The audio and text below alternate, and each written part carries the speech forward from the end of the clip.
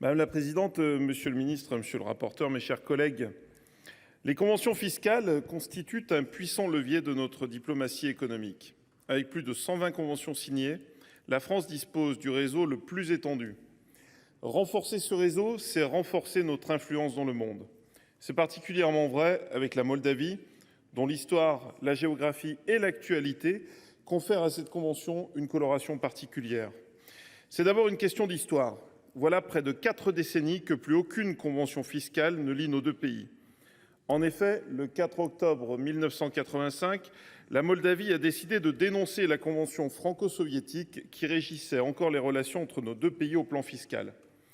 En 2006, puis en 2012, des tentatives pour rétablir une convention bilatérale entre la France et la Moldavie ont échoué.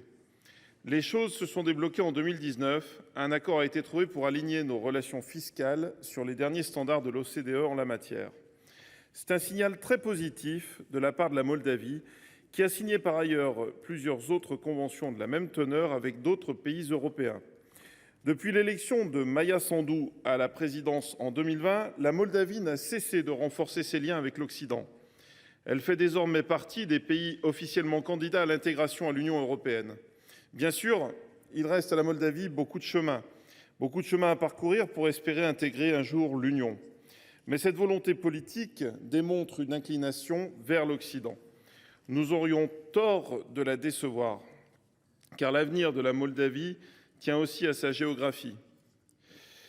Coincé entre la Roumanie et l'Ukraine, le sort de ce pays dépend pour large part de ce qui se joue actuellement en Ukraine. Une grande majorité des Moldaves refusent que leur pays ne vive sous la férule de Vladimir Poutine.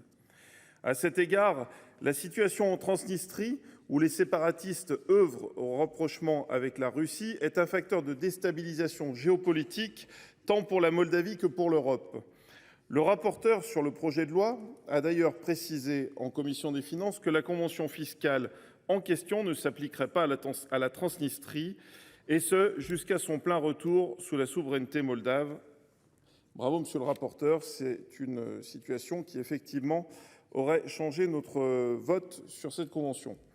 Vous avez bien fait de le préciser. Vous l'aurez compris, mes chers collègues, notre groupe est bien évidemment très favorable à l'adoption de cette convention fiscale, qui est à la fois un outil diplomatique à la main de la France et un pas de plus pour la Moldavie vers l'Union européenne.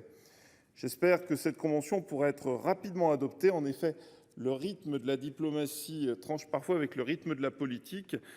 Pour rappel, les négociations ont débuté en 2019 et la convention n'a été signée qu'en juin 2022. Près de 6 mois après l'adoption de ce projet de loi par l'Assemblée nationale, il est grand temps que le Sénat adopte également ce texte pour envoyer un signal fort aux autorités moldaves. Alors que la présidente Maia Sandu remettra son mandat en jeu dans quelques mois, il est important que la France donne des gages pour renforcer nos relations bilatérales avec la Moldavie. Merci.